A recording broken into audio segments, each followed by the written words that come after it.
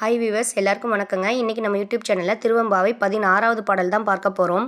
முன்னிக் கடலை சுருக்கி எழுந்துடையாள் என்ன திகழ்ந்து எம்மை ஆளுடையாள் இட்டிடையின் மின்னிப் பொலிந்து எம்பிராட்டி திருவடிமேல் பொன்னம் சிலம்பித் திருவுருவம் என்ன சிலைக்குலவி நந்தம்மை ஆளுடையாள் தன்னில் பிரிவிழா எங்கோமா நண்பருக்கு முன்னியவள் நமக்கு முன்சுரக்கும் இன்னருளே என்ன பொழியாய் மலையேலோர் எம்பாவாய்.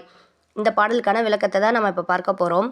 கடல் நீர் முழுவதையும் முன்னதாகவே குடித்து மேலே சென்ற மேகங்கள் எங்கள் சிவனின் தேவியான பார்வதியைப் போல் கருத்திருக்கின்றன.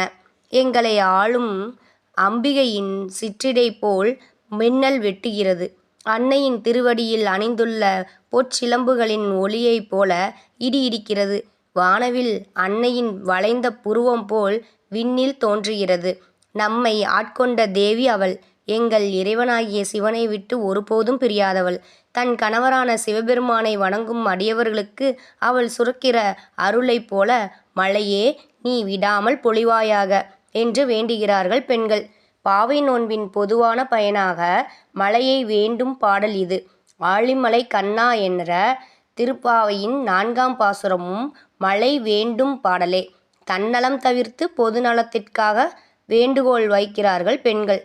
கடல் நீர் வானில் சென்று மேகமாகி பின் மழையாய் பொழியும் அறிவியல் கருத்தை தன் பாடலில் இணைக்கிறார் மாணிக்கவாசகர். மேகம், மின்னல், இடி, வானவில் என இயற்கை தோற்றம் முழுவதிலும் இறைமையை காண்கின்றார்கள் அடியவர்கள். காக்கை சிறகினில் நந்தலாலாவின் கரிய நிறத்தை கண்ட மகாகவி பாரதியும் இதே மரபில் பாடல் புனைந்துள்ளது கருதத்தக்கது. என்னங்க, இன்றைக்கி இந்த நிகழ்ச்சி பிடிச்சிருக்குன்னு நினைக்கிறேன். இந்த நிகழ்ச்சி பிடிச்சிருந்தா லைக் பண்ணுங்கள், கமெண்ட் பண்ணுங்கள், ஷேர் பண்ணுங்கள். மறந்துடாதீங்க வீவர்ஸ், சப்ஸ்கிரைப் பண்ணுங்கள். பபாய்.